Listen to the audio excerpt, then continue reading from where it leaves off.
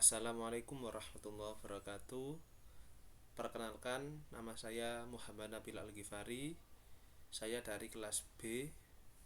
Pada kesempatan kali ini, saya akan menjelaskan bagaimana caranya untuk membaca huruf-huruf hijaiyah itu sesuai dengan sifatnya yang dimiliki.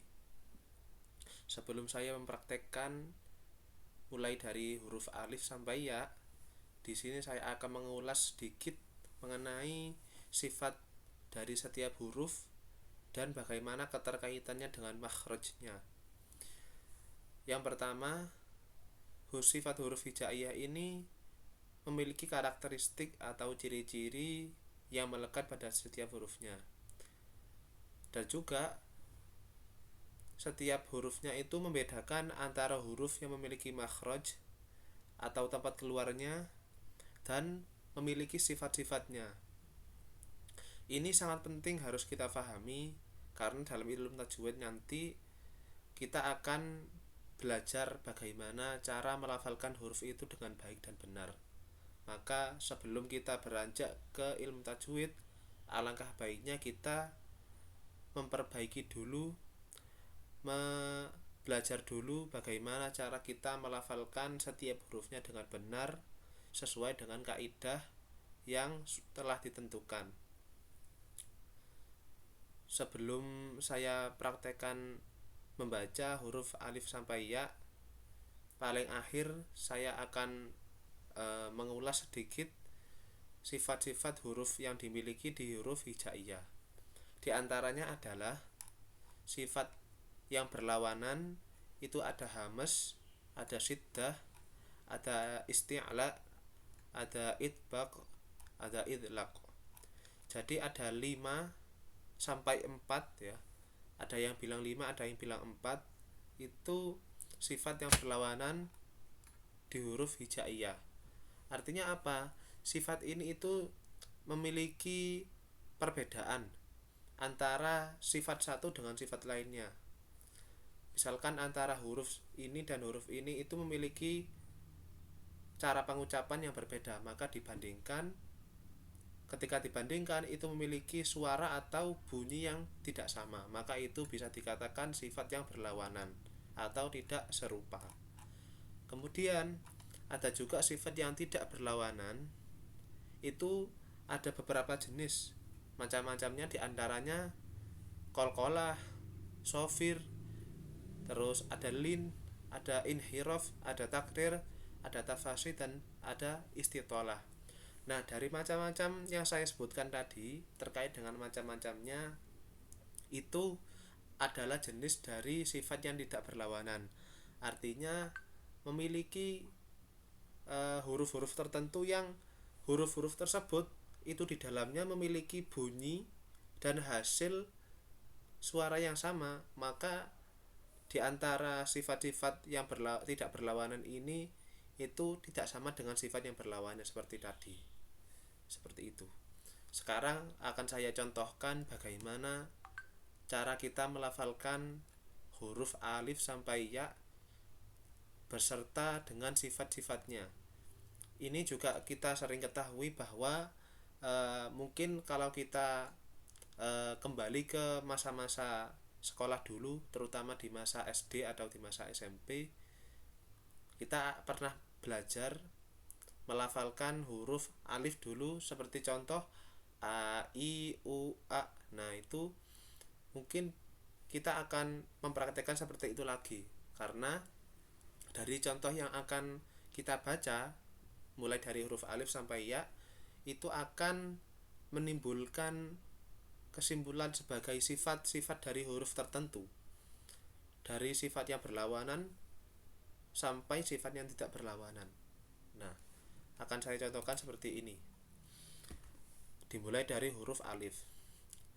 A, i, u, a. U, an, ani, a. Na minal mu'ni ma, i, an, ani, a. Itu yang alif. Kemudian yang kedua ada babi, bu, bab. Bubang, bani, babna minal mubni ma, bibang. bani ba. Kemudian yang ketiga ada huruf ta. Ta ti tu tat.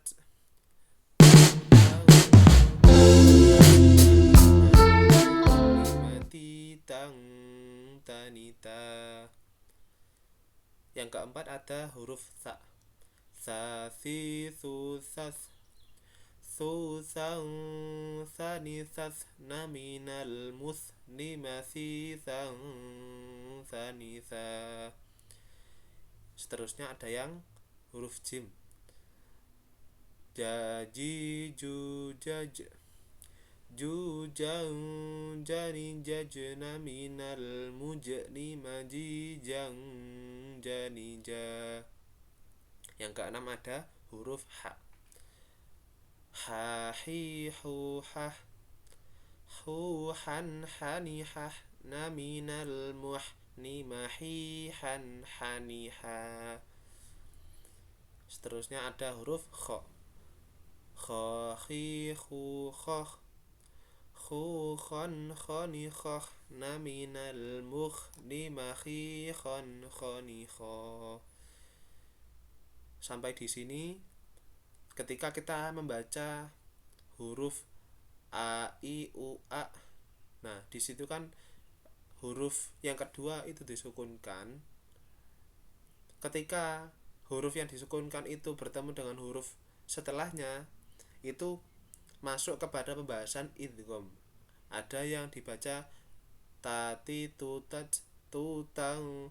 Nah, di situ ada dengung, dan selain dari huruf ta seperti huruf hamzah yang tadi itu tidak ada huruf dengungnya atau dibaca dengan idhar.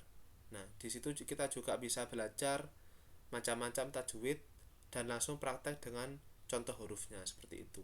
Saya akan melanjutkan lagi mulai dari huruf dal. Tadi tu tad tu tang tani tad na minal mudni mati tang tani ta. Kemudian ada huruf zal. Zadhi dhu zad. Dhu zang zani zazna minal mudni madhi zang zani za. Selanjutnya ada huruf ro. Rori rurar. Rurar roni rarna minal murni marirang roni ra. Kemudian ada huruf za. Zazi zuzaz. Zuzang zani zazna minal muzni mazizang zaniza. Kita masuk ke huruf sin. Sasi susas. Susang sanisas naminal musni masisang sanisa. Ada juga huruf shin. Sashi susas. Susang sanisas naminal musni masisang sanisa. Kemudian ada huruf shad. Sosi susos. Susang sarisas naminal musni masisang sanisa. Huruf do. Dodi du dod. Du dang dani dodna minal mudni madi dang dani do. Huruf ta. Tati tu tat. Tu tang tani tat na minal mudni mati tang tani ta. Huruf dha. Dha di du dhad. Du dhang tani dhad na minal mudni madi dhang dhani dha. Huruf ain. Ai au a.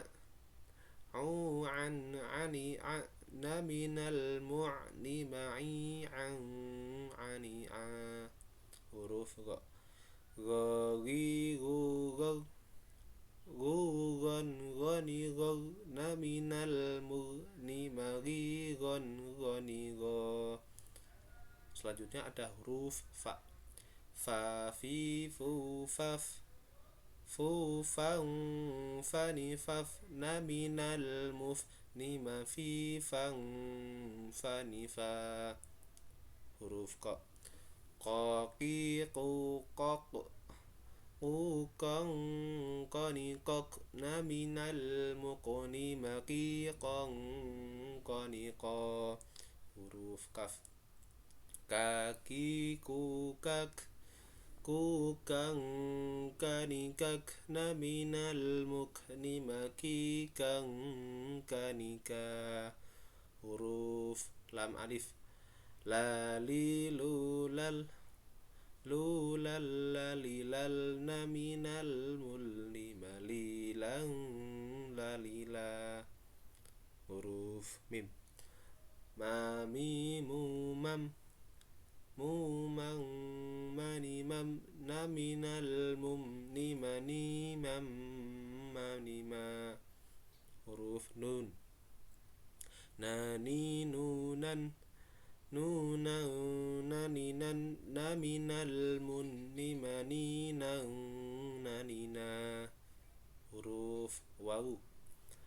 Wawi waw waw wani waw na minal muni mawi waw wani wa. Huruf ha. Ha hi hu ha hu han hani ha na minal muhni mahi han hani ha. Dan yang terakhir huruf ya. Ya yi yu yai yu yai yani yai na minal mu'ni mayi yai yani ya. Dan seperti itulah contoh yang telah saya baca mengenai sifat-sifat huruf dari huruf alif sampai ya.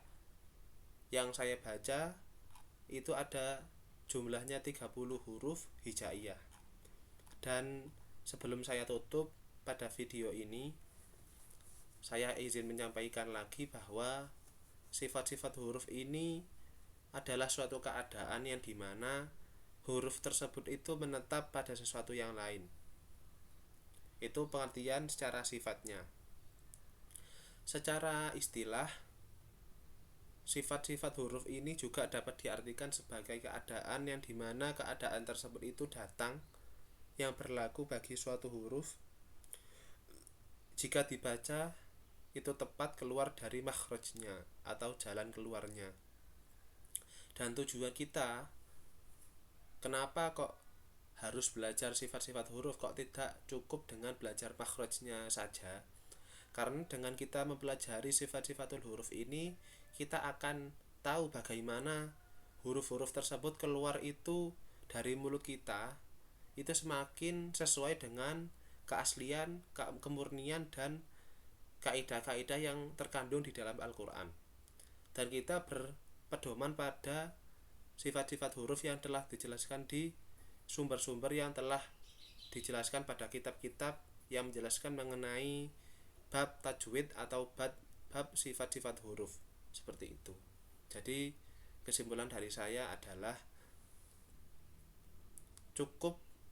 tidak cukup kita belajar makhrajul huruf, tetapi kita juga perlu belajar bagaimana sifat-sifat huruf, bagaimana kita melafalkan huruf-huruf tersebut dengan baik dan benar agar kita tidak salah dalam membaca Al-Quran atau membaca teks-teks bahasa Arab tentunya. Sekian dari saya. Apabila ada penjelasan yang kurang tepat atau ada yang kurang sesuai dengan materi yang sebenarnya, saya memohon maaf. Apabila itu yang baik datangnya dari Allah dan yang buruk datangnya dari saya sendiri, kurang lebihnya mohon maaf. Wassalamualaikum warahmatullahi wabarakatuh.